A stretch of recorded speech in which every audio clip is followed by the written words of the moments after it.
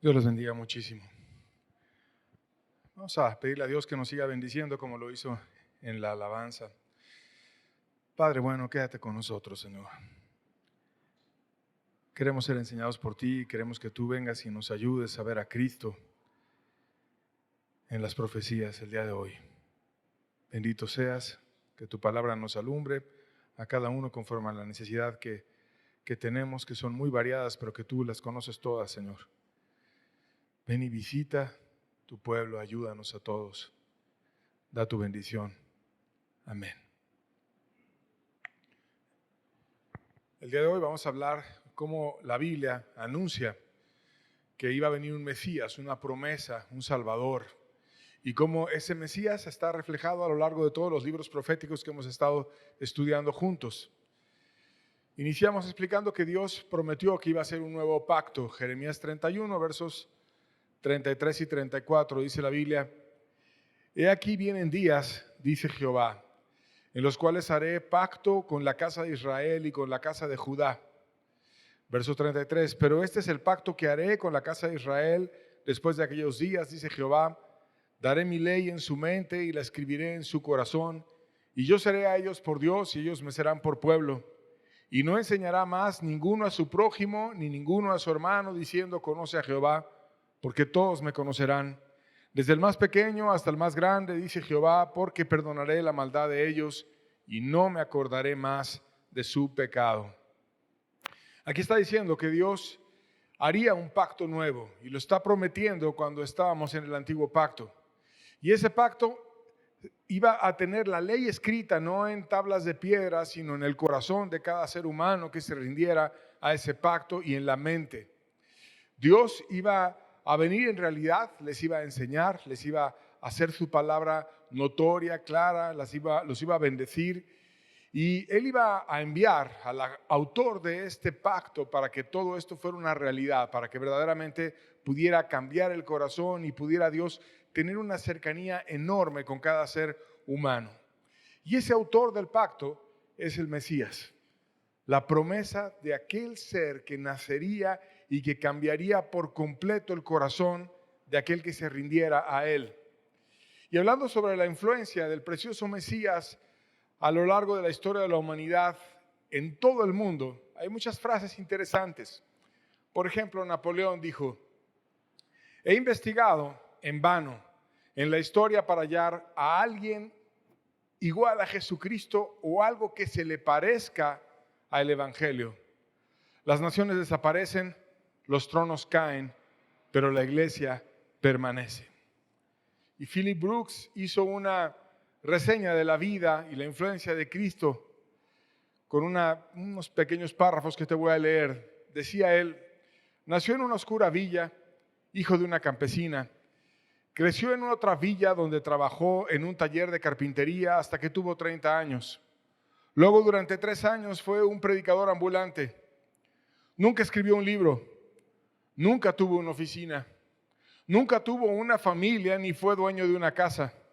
Nunca fue a la universidad, nunca visitó una gran ciudad, nunca viajó más de 300 kilómetros de distancia de su lugar de nacimiento.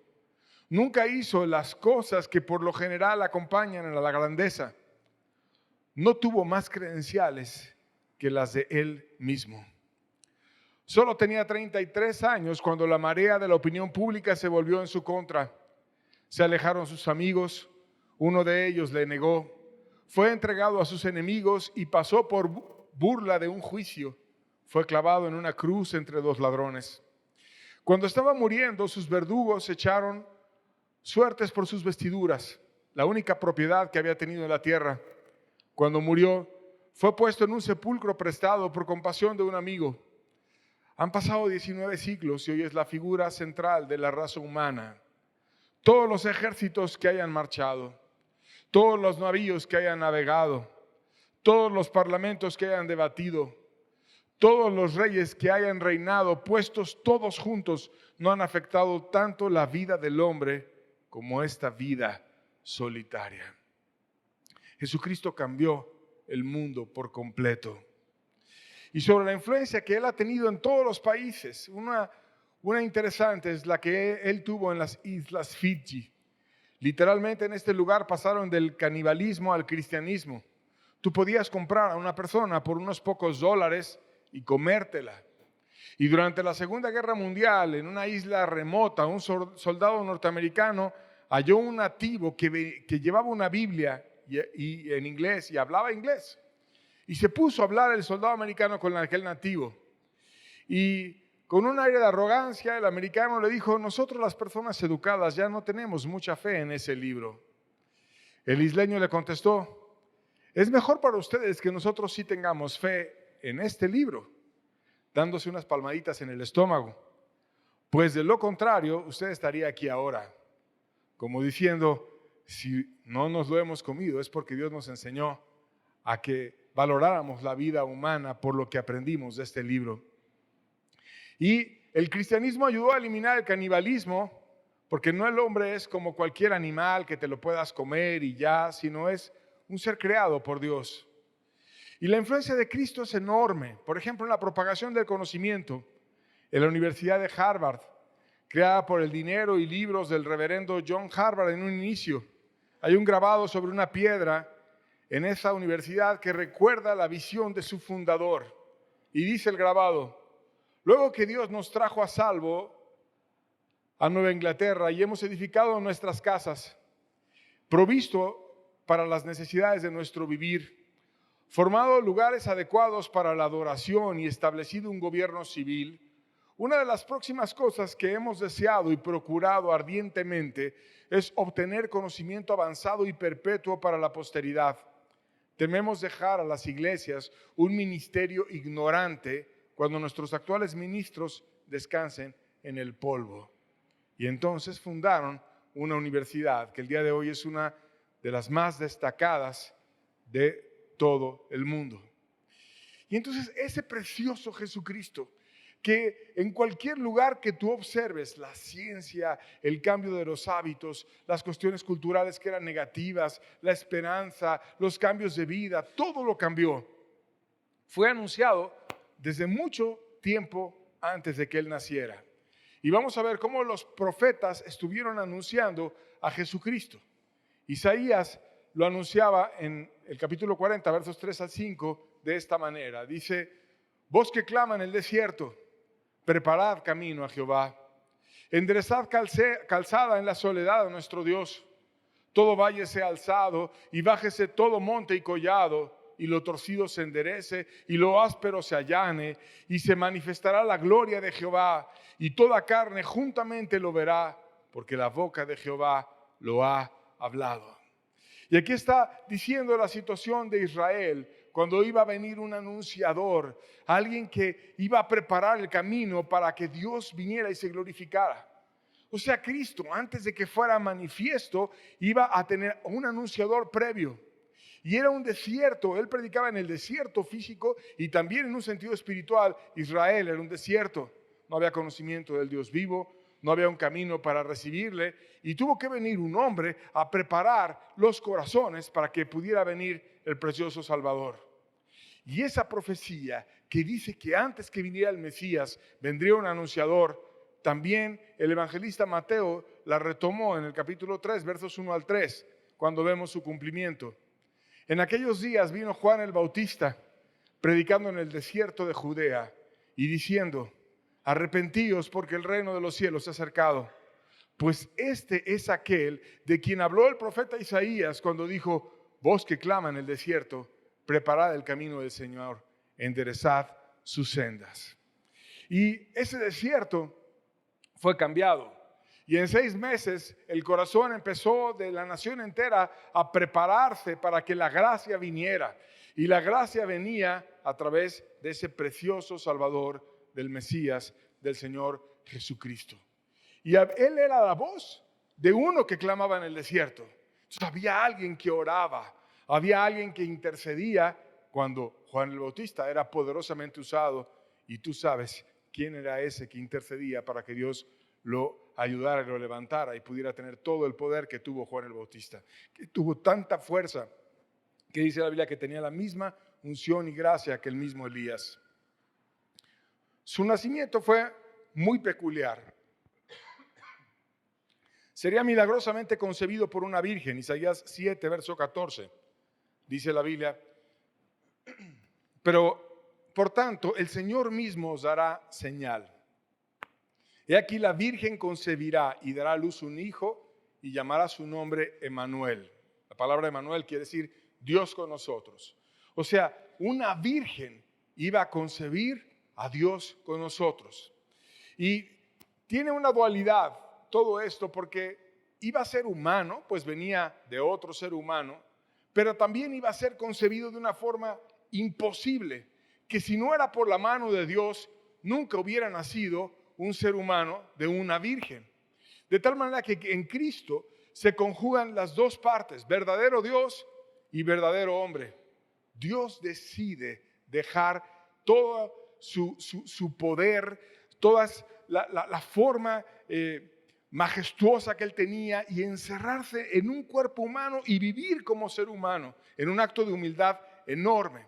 Y ahora como ser humano intercedía y hacía las mismas cosas que hacemos los seres humanos. Trabajaba, se esforzaba como hombre.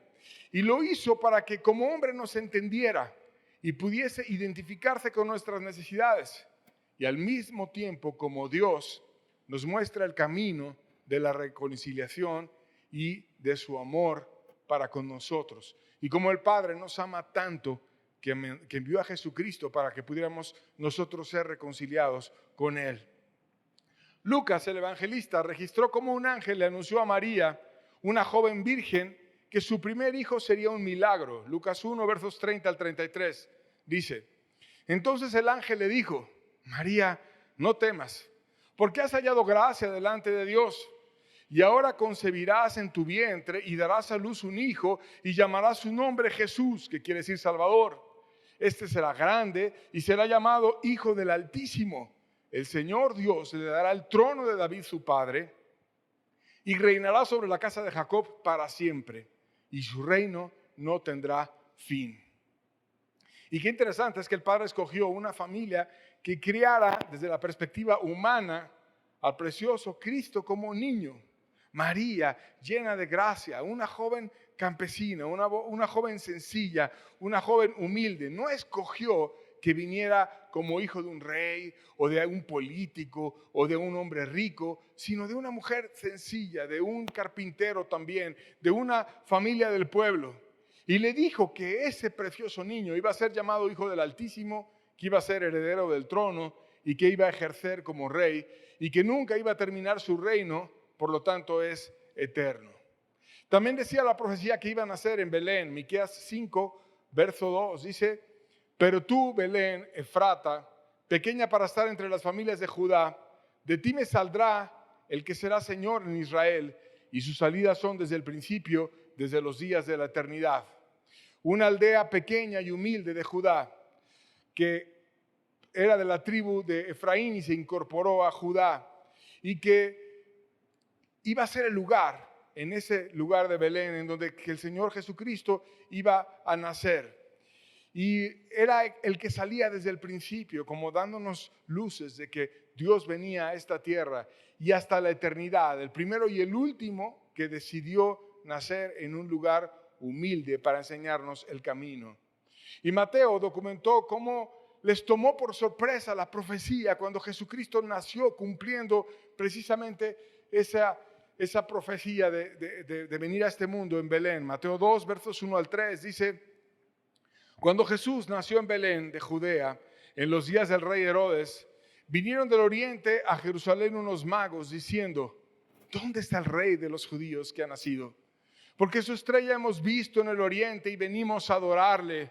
Oyendo esto, el rey Herodes se turbó y toda Jerusalén con él. Y vino un efecto doble en el ser humano, porque hubo personas de tierras lejanas donde viajaron miles de kilómetros para venir a adorar al precioso Señor Jesucristo y fue valorado en otros países y vinieron a verle siguiendo una estrella, que por cierto incluso hay un papiro chino que describe una estrella que apareció en el cielo, de tal manera que hubo señales para muchos en diferentes lugares del mundo. Y entonces vinieron esos hombres sabios de lejanas tierras a adorar al Mesías. Y cuando llegaron los indiferentes, los de su propio pueblo, los que debían de estar viendo la profecía, tomaron por sorpresa la señal y no estaban ni siquiera atentos de que el precioso Salvador había nacido ahí. Y el que nacería, obviamente sería un niño, pero en realidad era mucho más que un niño. Isaías 9, versos 6 al 7 dice: porque un niño nos es nacido, hijo nos es dado, y el principado sobre su hombro, y se llamará su nombre admirable, consejero, Dios fuerte, Padre eterno, príncipe de paz. Lo dilatado de su imperio y la paz no tendrán límite sobre el trono de David y sobre su reino, disponiéndolo y confirmándolo en juicio y en justicia desde ahora y para siempre. El celo de Jehová de los ejércitos hará esto. Aunque es niño, estaba lleno de promesas, estaba lleno de autoridad. Era el príncipe, o sea, el Hijo de Dios. Y tiene atributos del Padre, se parece a Dios, es admirable, por lo tanto es digno de adorar. Es digno de que personas, aunque fuera un bebé, aunque no pudiera dar ninguna enseñanza, pero que personas vinieran de muy lejos para adorarlo, para contemplarlo, para estar en su presencia. Él sería consejero, es decir, te puede guiar de lo mejor y te puede decir qué es lo que más conviene en tu vida. Él sería llamado Dios fuerte porque estaba lleno de poder y sigue estando lleno de poder. También Padre eterno, porque nos puede tomar como hijos y nos puede sustentar y nos puede guiar para siempre. Y nos puede llevar a un reino de paz, por eso sería llamado Príncipe de Paz, porque iba a reconciliar nuestras vidas con el Padre y por medio de Él podríamos tener paz con Dios de nuevo. Y sería dueño de un reino eterno sin límites al cual Dios nos invita. Y esto está confirmado por siempre, porque dice la Biblia, el celo de Dios lo va a hacer. Lo cual es una promesa fortísima, porque no hay nadie que pueda detener a Dios. Y porque la Biblia misma dice que de lo más profundo del corazón y del deseo más ardiente de Dios estaba en enviar a Cristo para hacerlo por ti y por mí. Sería además proclamado por el Padre como su Hijo. El profeta lo dijo en el Salmo 2, verso 7. Dice la Biblia, yo publicaré el decreto. Jehová me ha dicho, mi hijo eres tú, yo te engendré hoy. O sea, Dios iba a ser público. Dios iba a decir, Él es mi hijo. Así como cuando llega un padre orgulloso y presenta a su familia y dice, es mi hija, es mi hijo, es mi esposa, y presenta a su familia. Así Dios iba a presentar a Cristo y lo iba a publicar y le iba a decir a todos, yo publicaré el decreto, mi hijo eres tú. Se lo iba a decir a todos. Y el evangelista Mateo dijo cómo el Padre cumplió en esto. Mateo 3, versos 16 a 17. Y después que Jesús fue bautizado, subió luego del agua. Y aquí los cielos le fueron abiertos y vio el Espíritu de Dios que descendía como paloma y venía sobre él. Y hubo una voz en los cielos que decía, este es mi Hijo amado, en quien tengo complacencia. Dios se estaba revelando a todos. Estaba al Padre diciéndole a todos en Israel, Él es mi Hijo amado. Ponle atención a lo que Él viene a hacer. Y estaba la revelación completa de Dios, el Padre, el Hijo siendo bautizado, saliendo del bautismo y el Espíritu Santo que venía como paloma, simbolizando la reconciliación y cómo Él podría venir a tu corazón y a mi corazón a hablarnos y a llenarnos también. El Padre iba a aclarar que lo estaba reconociendo como hijo delante de todos. Y además, ese precioso Mesías, anunciado por el Padre mismo, iba a traer mucha luz. Para empezar, en las tribus más pequeñas, Mateo 4, versos 12 al 16, dice, cuando Jesús oyó que Juan estaba preso, volvió a Galilea y dejando a Nazaret, vino y habitó en Capernaum, ciudad marítima de la región de Zabulón, de Neftalí, para que cumpliese lo dicho por el profeta Isaías cuando dijo, tierra de Zabulón y tierra de Neftalí, camino del mar, al otro lado del Jordán, Galilea de los gentiles. El pueblo asentado en tinieblas vio gran luz, y los asentados en región de sombra de muerte, luz les resplandeció. Él siempre iba donde había necesidad. Y había mucha en esas tierras. Y Cristo mismo se presentó como el consuelo que había prometido Isaías. Y vamos a recordar cómo es que Él se presentó también. En Lucas 4, versos 17 al 21, dice: y se le dio el libro del profeta Isaías. Y abierto el libro, halló el lugar donde estaba escrito: el Espíritu del Señor está sobre mí, por cuanto me ha ungido para dar buenas nuevas a los pobres. Me ha enviado a sanar a los quebrantados de corazón, a pregonar libertad a los cautivos y vista a los ciegos, a poner en libertad a los oprimidos y a predicar el año agradable del Señor. Y enrollando el libro, lo dio al ministro y se sentó, y los ojos de toda la sinagoga estaban fijos en él, y comenzó a decirles: hoy se ha cumplido esta escritura delante de vosotros.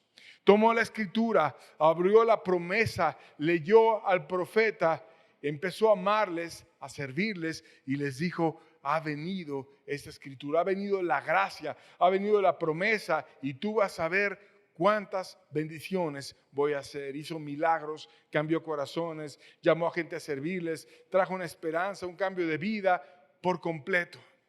Zacarías también dijo que traería una gran alegría al pueblo y que lo iba a reconocer como un salvador, y que además iba a venir de una manera muy humilde, montado sobre un burro. Zacarías 9, verso 9 dice: alégrate mucho, hija de Sión.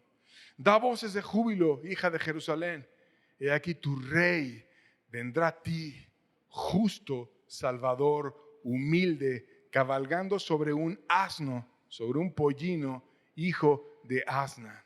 Mira cómo iba a venir Cristo, montado sobre un burrito, no sobre un corcel impresionante como haría un conquistador en esta tierra, sino de una manera humilde. Pero ese que era humilde era rey, era justo, salvador, y era aquel que venía a dar su vida por nosotros. Y Marcos, el evangelista, narró este hecho. En Marcos 11, versos 7 al 9, dice: y le trajeron el pollino a Jesús, y echaron sobre él sus mantos, y se sentó sobre él. También muchos tendían sus mantos por el camino, y otros cortaban ramas de los árboles y las tendían por el camino. Y los que iban delante y los que venían detrás daban voces diciendo: Hosana, bendito al que viene en el nombre del Señor. La gente estaba alegre y estaban tan contentos y con tanto deseo de exaltar a Cristo, que tomaban las ramas de los árboles, le pusieron una especie de camino real, se quitaban sus mantos y lo ponían para que Él pasara ahí como un camino real improvisado, y poder alabar a ese precioso Salvador que venía de una manera humilde con ellos. Exaltaban a Dios y clamaban: no, sálvanos, Jehová. Él daría la vida para salvar a la humanidad, y eso también estaba profetizado. Zacarías 13, versos 6 al 7 dice: y le preguntarán: ¿qué heridas son estas que están en tus manos? Y él responderá: con ellas fui herido en casa de mis amigos. Levántate, oh espada, contra el pastor y contra el hombre compañero mío, dice Jehová de los ejércitos. Hiera al pastor y serán dispersadas las ovejas, y haré volver mi mano contra los pequeñitos. Aquí está diciendo cómo iba a ser él afrentado. Iba a tener heridas en sus manos, como pasó en la crucifixión. Y además está diciendo que cuando eso pasara y tuviera esa persecución, esa dificultad, de aquellos que no lo debieron de haber hecho, porque debieron de haber sido sus amigos, a los que venía a amar, a los que venía a ayudar, y le pagaron de esa forma, colgándolo en la cruz, las ovejas iban a ser dispersadas. Hiere al pastor y serán dispersadas las ovejas. Y todo esto pasó cuando Cristo fue crucificado. Tuvo un sacrificio en la cruz, y también la iglesia huyó y lo dejaron solo en la cruz. Unas mujeres, Juan, muy pocos quedaron al lado de él, pero en general fueron dispersados la mayoría. Y Jesús mismo, queriendo guardarlos, les recordó esta palabra para que tuvieran fe y para que cuando fueran dispersados recordaran que esto iba a pasar. Mateo 26, verso 31 dice: entonces Jesús les dijo: todos vosotros os escandalizaréis de mí esta noche, porque escrito está: heriré al pastor y las ovejas del rebaño serán dispersadas. Y vaya que pasó, fueron dispersadas. Y algunos dijeron, no, no me voy a escandalizar de ti, nunca te voy a dejar, no puede ser. Pero al rato lo estaban haciendo. Y entonces Jesús, en su amor, quería guardarlos en fe para que ellos recordaran que eso iba a pasar y que ya estaba profetizado. También estaba aclarado que iba a morir con desprecio del pueblo para darnos una esperanza. Isaías 53, versos 3 al 5 dice, despreciado y desechado entre los hombres, varón de dolores, experimentado en quebranto. ¿Cómo que escondimos de él el rostro? Fue menospreciado y no lo estimamos. Ciertamente llevó él nuestras enfermedades y sufrió nuestros dolores, y nosotros le tuvimos por azotado, por herido de Dios y por abatido. Mas el herido fue por nuestras rebeliones, molido por nuestros pecados, y el castigo de nuestra paz fue sobre él, y por su llaga fuimos nosotros curados. La diferencia entre el amor de Dios y del pueblo iba a ser evidente. El pueblo, dice el pasaje, lo iba a despreciar, lo iba a desechar, lo iban a juzgar mal, creyendo que el Padre lo había desechado. O sea, el pueblo estaba ciego y no iba a entender el valor enorme de Cristo. Iba a estar necio, iban a esconder de él el rostro. Jesús, por otro lado, iba a ser valiosísimo, dispuesto a llevar nuestros dolores y enfermedades con su vida. Y la única razón por la que lo haría sería para darnos una esperanza a todo ser humano. Pero recordó la tremenda importancia de su muerte. En 1 Pedro capítulo 3, verso 18 dice, porque también Cristo padeció una sola vez por los pecados, el justo por los injustos para llevarnos a Dios, siendo a la verdad muerto en la carne, pero vivificado en el Espíritu. El justo por los injustos para llevarnos a Dios. Fue muerto en la carne, lo colgaron en la cruz, siendo justo, dando su vida por los injustos, para que tú y yo pudiéramos ser llevados a Dios. Una niña pequeña en una ocasión estaba jugando en unas rocas en Arizona, miembro de una tribu indígena, y su hermano mayor estaba al lado sembrando maíz. Y entonces oyó un grito el hermano mayor y halló a la niña que había sido mordida por una serpiente cascabel. Y el muchacho tomó al reptil rápidamente y lo mató, recogió a su hermana y estaba ya herida y empezó a apretar la herida con sus dedos y colocó sus labios en el lugar de la mordedura y succionó el veneno una y otra vez de su hermana que estaba herida.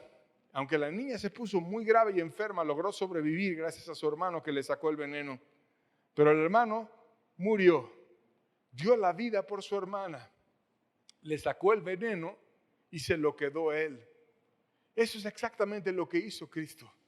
El veneno que era nuestro, el pecado que era nuestro, la culpa que era nuestra, que debimos de haber muerto en la cruz o en cualquier otro lugar nosotros, porque la paga del pecado es muerte, la bebió él y estuvo en un sacrificio horrendo y espantoso. Y así como los hebreos lo tuvieron como por despreciado, por herido de Dios y abatido, muchas veces nosotros también le hemos tenido así, con desprecio, como una persona herida, ahí viéndolo de lejos y no entregándole nuestras vidas a Él. Sin embargo, por aquello que Él hizo en la cruz, es el único que puede perdonarnos, es el único que nos puede abrir la oportunidad del cielo y darnos una oportunidad. Una vez muerto, dice la Biblia, Él sería tratado como rico. Isaías 53, verso 9 y verso 12, dice, y se dispuso con los impíos su sepultura, mas con los ricos fue en su muerte, aunque nunca hizo maldad, ni hubo engaño en su boca. Verso 12, por tanto yo le daré parte con los grandes y con los fuertes repartirá despojos, por cuanto derramó su vida hasta la muerte y fue contado con los pecadores, habiendo él llevado el pecado de muchos y orado por los transgresores. Ahí está diciendo muchas cosas, que se dispuso con los impíos su sepultura. Y es cierto, cuando él iba a morir originalmente estaba puesto con los impíos, con un ladrón de un lado, con un ladrón de otro lado, con la culpa en la cruz, ahí poniendo este muere porque dijo que era el rey de los judíos y los ladrones por ladrón, etcétera. Entre los impíos fue exhibido y colgado con ellos. Y nunca, dice la Biblia, hubo maldad ni engaño en su boca. Sin embargo, con los ricos fue en su muerte. Cuando él murió, no se quedó con los impíos, sino fue con los ricos. Y eso pasó desde la tierra y también en el cielo aunque no era digno de tantas injusticias, él inmediatamente fue con los ricos. Y Mateo registró este hecho de trato de rico que recibió su cuerpo en el capítulo 27, versos 57 al 60. Dice: cuando llegó la noche, vino un hombre rico de Arimatea llamado José, que también había sido discípulo de Jesús. Este fue a Pilato y pidió el cuerpo de Jesús. Y entonces Pilato mandó que se le diese el cuerpo, y tomando José el cuerpo, lo envolvieron en una sábana limpia y lo puso en un sepulcro nuevo que había labrado en la peña, después de hacer rodar una gran piedra a la entrada del sepulcro, y se fue. Y ahí nos dice la Biblia, José de Arimatea era un hombre rico y era un hombre creyente. Y fue valientemente con Pilato y le pidió el cuerpo de Jesús. Y lo llevó, lo puso con dignidad, con una sábana de acuerdo a la costumbre, y lo colocó en una tumba que estaba labrada en la peña, que era muy caro labrar una tumba en una peña, pero porque pagabas muchos trabajadores para que hicieran en una piedra un corte para hacer una cueva. Y ahí fue y puso a Jesús, y luego una gran piedra la puso en la entrada, y de esa manera se fue. Entonces le dieron un trato a su cuerpo de rico. Solo un rico podía pagar un entierro de ese tipo, y bien que merecía a Jesús que le dieran ese trato, el mejor que pudo haber recibido en esta tierra. Pero el Padre mismo, ya no en la tierra, sino en el cielo, dice que le iba a dar la victoria por completo.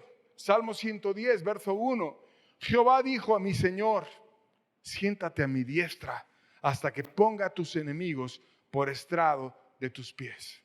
O sea, Jesús fue recibido en un lugar excelso, muy alto, en el trono del universo, al lado del Padre.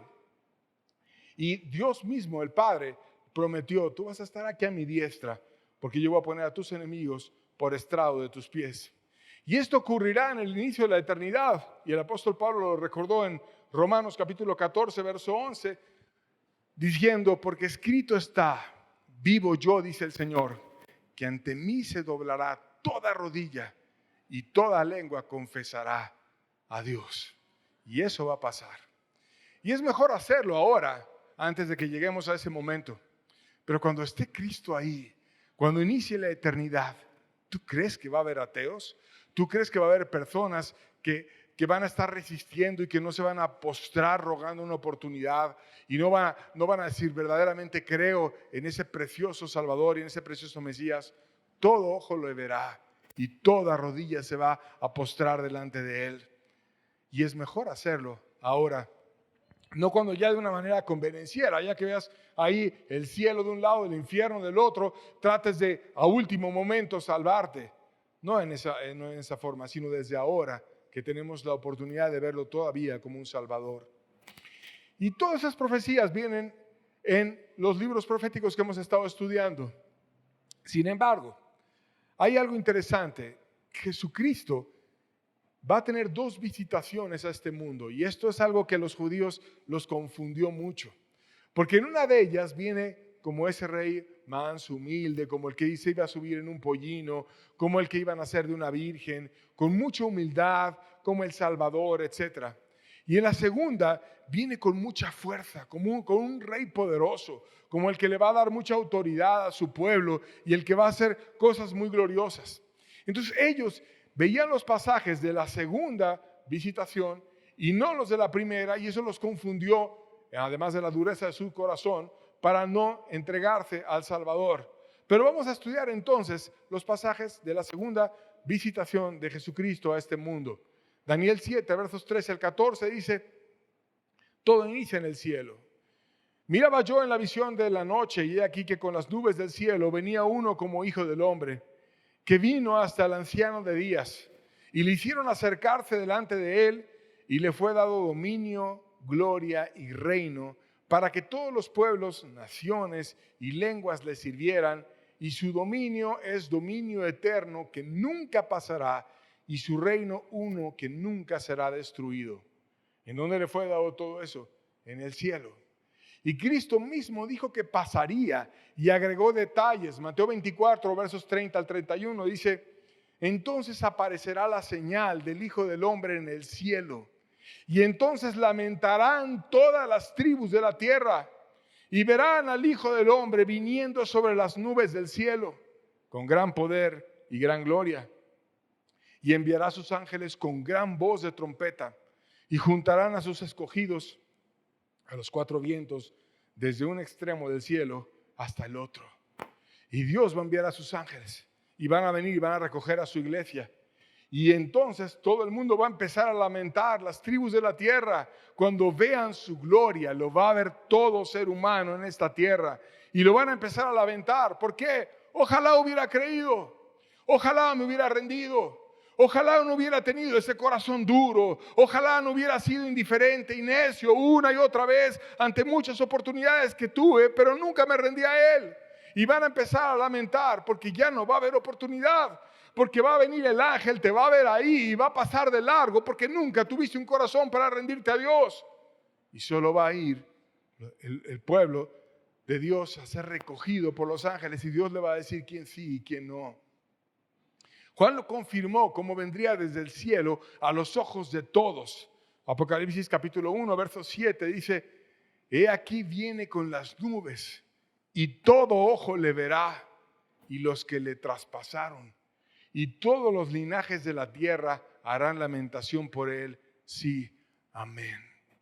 Todo ojo le verá. Y le traspasaron. Y esto todavía no ha pasado. Y obviamente los que le traspasaron, los romanos que le clavaron ahí los clavos en sus manos, ya no están vivos. Pero Dios va a hacer que toda la humanidad, en todas las historias, estén presentes cuando inicie la eternidad y lo van a ver. Y no solamente aquellos que físicamente le clavaron los clavos en las manos, sino también cuando en un sentido figurado, con el desprecio que ha habido hacia su persona, como aquellos que tuvieron mucho desprecio, clávale los clavos, ¿qué importa? ¿Cuántas veces nosotros hemos sido así, indiferentes y duros ante aquel precioso Salvador para con nosotros? Todo ojo le verá. Y los que le traspasaron, los que le despreciaron, y todos los linajes de la tierra y harán lamentación por él. Sí, amén. Como diciendo, así va a ser. Y no depende de que quieras o que no quieras. Le vas a acabar viendo y vas a acabar impresionado ante la cuestión tan gloriosa del Señor Jesucristo. Ya no montado sobre un pollino, ya no viniendo humilde como Salvador, sino como Dios glorioso, Rey de reyes, Señor de señores, el que va a venir a poner orden en este mundo en medio de tan grande aflicción. Y cada vez más vemos el principio de dolores, que vienen más amenazas, más problemas, más rumores de guerras, más dificultades, como los países y los presidentes se amenazan y hacen alianzas unos contra otros. Y dentro de este caos Él va a venir y va a aparecer en el cielo y la gente va a empezar a lamentar: me hubiera rendido. Ahora sí, Señor, ahora sí me voy a entregar a ti. Ahora sí, Señor, te voy a recibir en mi corazón. Ahora sí, tú estabas aquí a la puerta y llamabas. Ahora sí te la voy a abrir. Pero ya no va a venir a entrar en aquel tibio necio que muchas veces no quiso humillar su corazón, ponerle colirio a sus ojos y buscar con seriedad ver cómo estaban las cosas para poderse rendir al Dios del cielo. Va a haber tal cambio que incluso un monte lo partirá cuando pise sus pies la tierra. No solamente que va a ser visto por todos en el cielo, sino que cuando pisen sus pies la tierra va a ser un evento que va a cambiar la geografía del lugar. Zacarías 14:4 dice: y se afirmarán sus pies en aquel día sobre el monte de los olivos, que está frente de Jerusalén al oriente, y el monte de los olivos se partirá por el medio hacia el oriente y hacia el occidente, haciendo un valle muy grande, y la mitad del monte se apartará hacia el norte y la otra mitad hacia el sur.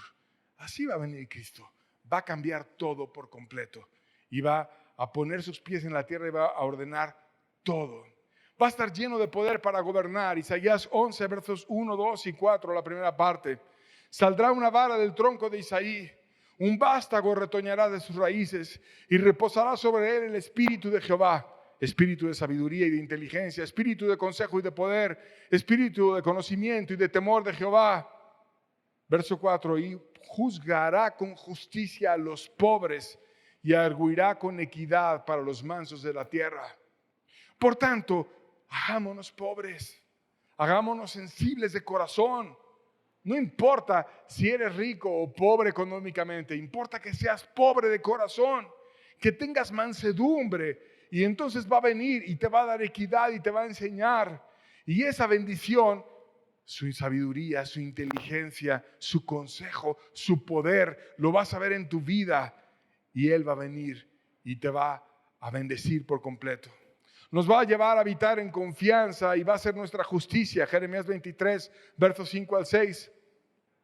He aquí vienen días, dice Jehová, en que levantaré a David renuevo justo y como rey, el cual será dichoso y hará juicio y justicia en la tierra. En sus días será salvo Judá e Israel habitará confiado, y este será su nombre, sobre el cual le llamarán Jehová, justicia nuestra.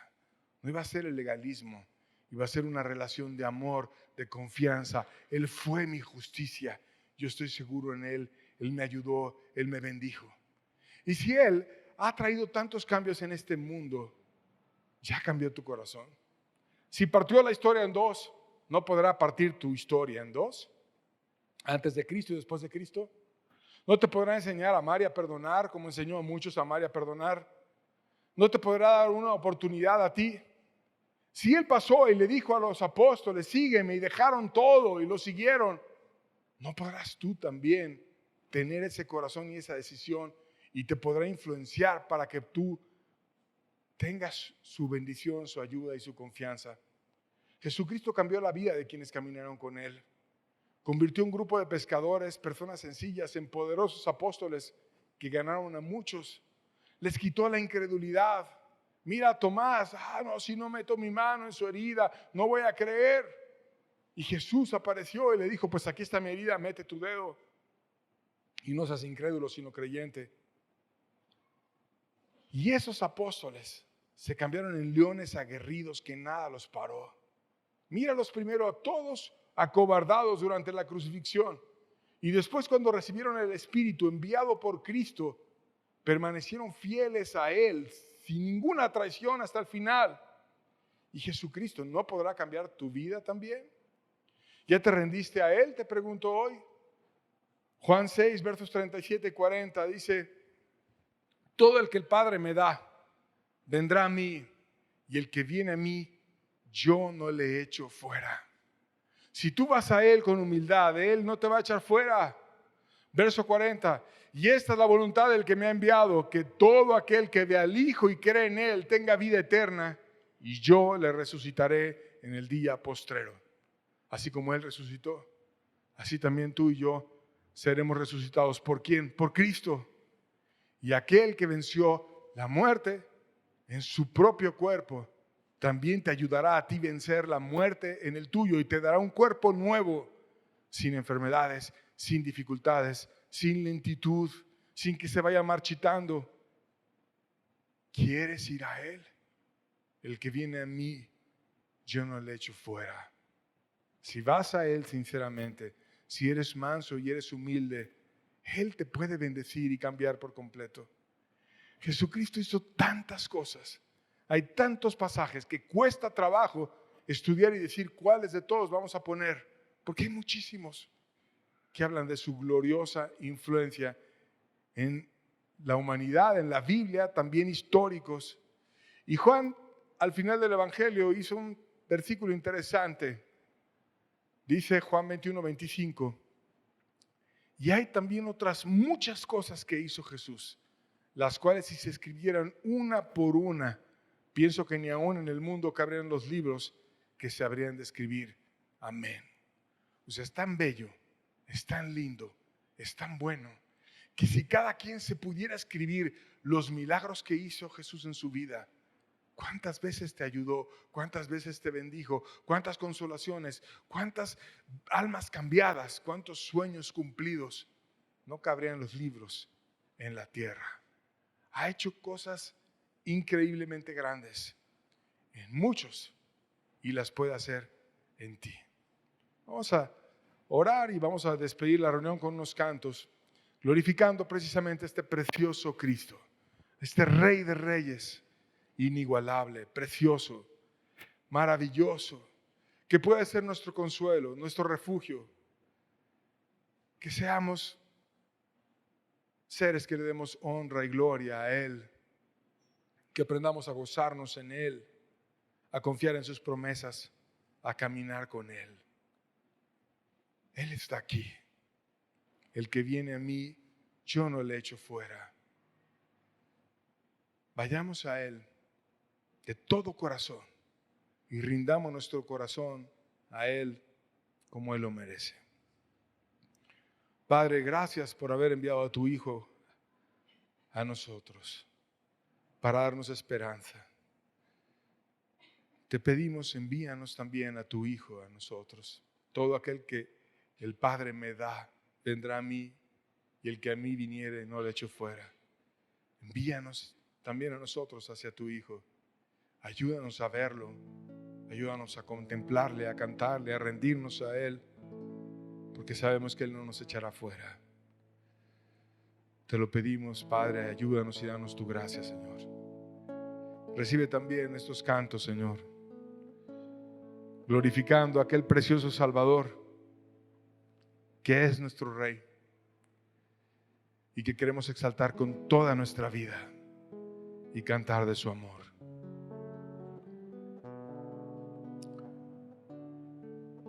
Amén.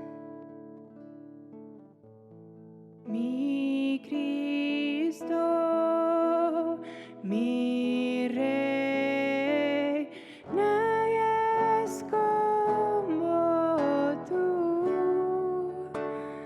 Toda mi vida quiero exaltar las maravillas de tu amor.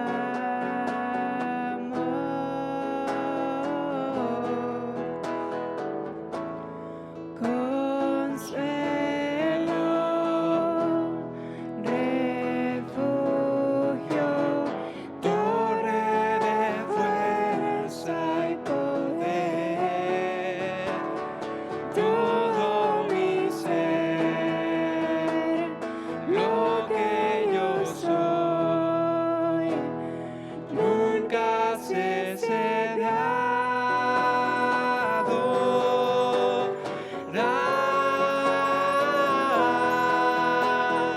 Canta al Señor toda la creación,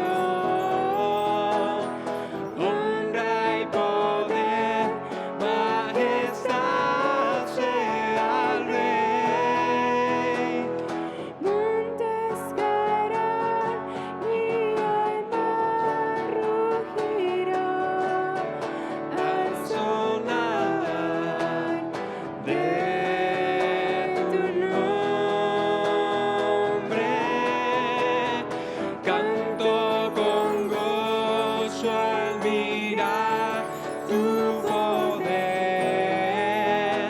Por siempre yo te amaré y diré: incomparables promesas me das, incomparables promesas me das, Señor.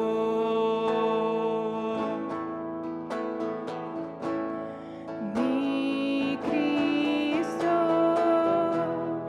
mi Rey, nadie es como tú. Toda mi vida quiero exaltar las maravillas de tu amor.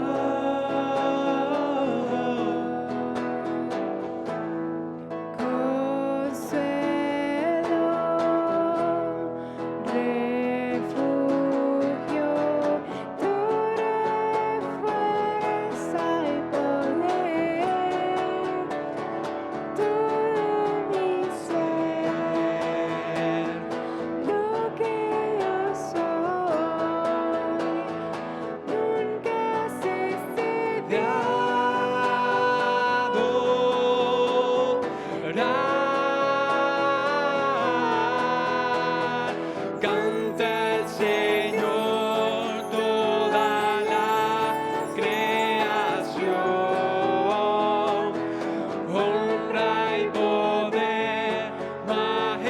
hace al Rey. Montes caerán y el mar rugirá al sonar tu nombre. Canto con gozo al mirar tu poder. Por siempre yo te amaré y diré: incomparables promesas me da. Incomparables promesas me da, Señor.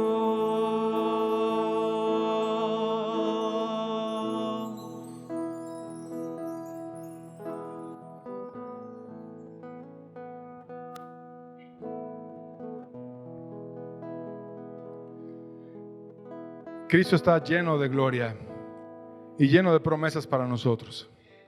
Él es real.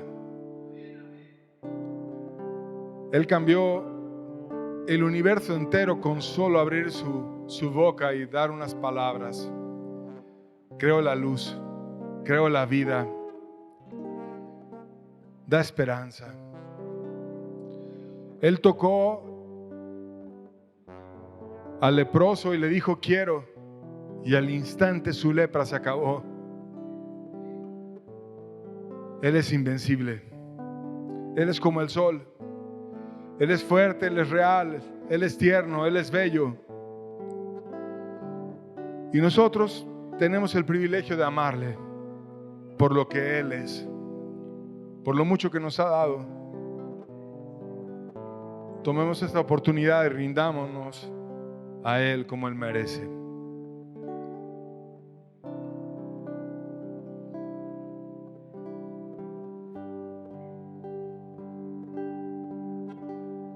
No es casualidad que yo te amé.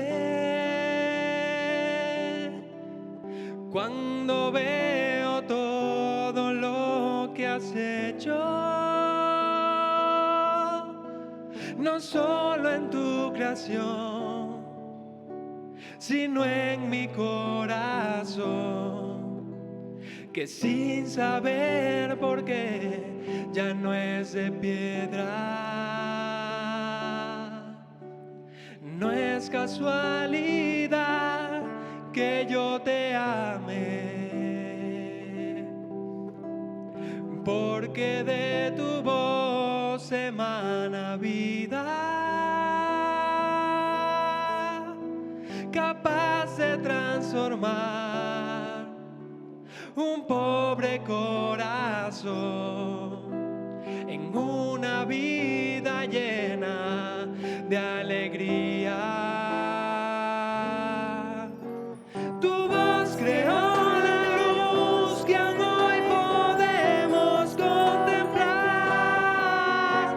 Tu voz creó las nubes bajo el cielo y sobre el mar. Oh, habla otra vez, voz de Jehová, repite en mí el milagro y que te pueda escuchar. Desata el poderío de tu voz una vez más, rugido de león de la tribu de Judá. Eres invencible en la batalla. Eres como el sol de la mañana, tan fuerte y tan real que no tienes igual. Y tiembla el enemigo a tu mirada. eres a la vez tan fiel y tierno que una niña puede acariciarte. Y aparte de luchar, también sabes jugar como un cachorro puro e inocente.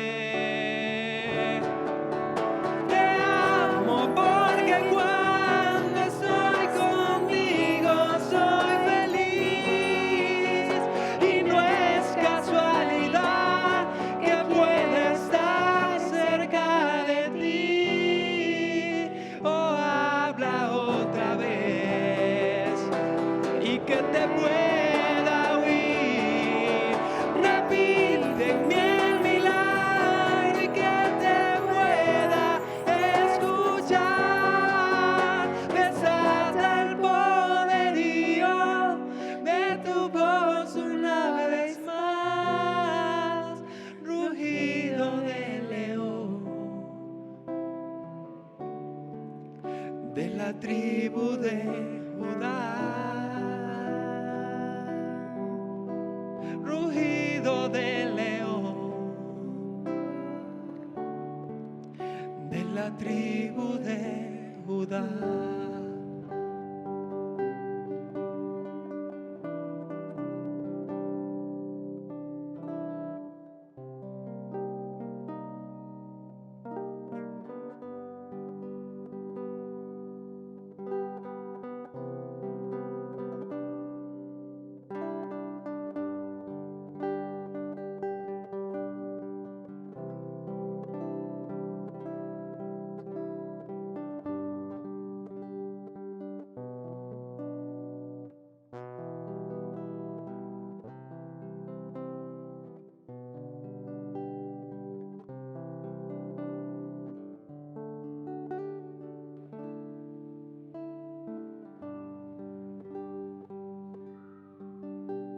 Gracias por estar aquí, precioso Señor. Gracias por tu espíritu y por tu amor y por tus promesas y por tu ayuda. Gracias por lo que has hecho y por lo que harás, Señor. Gracias porque esto apenas empieza, Señor. Porque tu reino no tiene fin. Y porque eres increíblemente grande, precioso, hermoso. Oh Señor, déjanos conocerte cada día más y llénanos a todos de ti, Señor.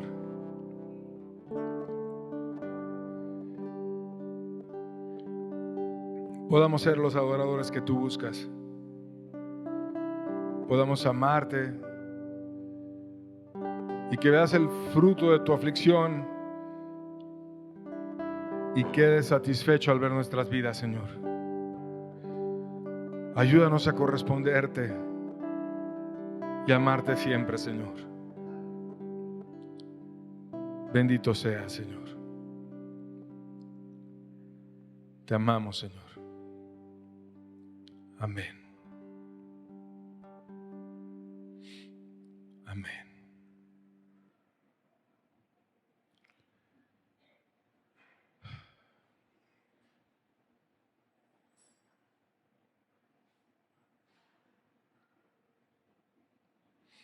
Gracias a Dios que está con nosotros.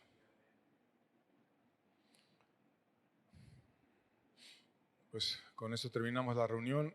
Las siguientes 2 semanas vamos a tener unos temas sobre la familia y posteriormente vamos a iniciar con los evangelios que tienen muchas verdades para nosotros. Estemos atentos, estemos orando, busquemos abundantemente a Dios. Dios te ama. Dios tiene un propósito para cada uno de los que estamos aquí. Vivamos de tal manera que cumplamos su propósito en nosotros. Tengamos una vida que deje huella y vivamos haciendo siempre de nuestro Dios algo real en la vida de cada uno de los que estamos aquí. Dios les bendiga, estamos despedidos, que tengan buena tarde.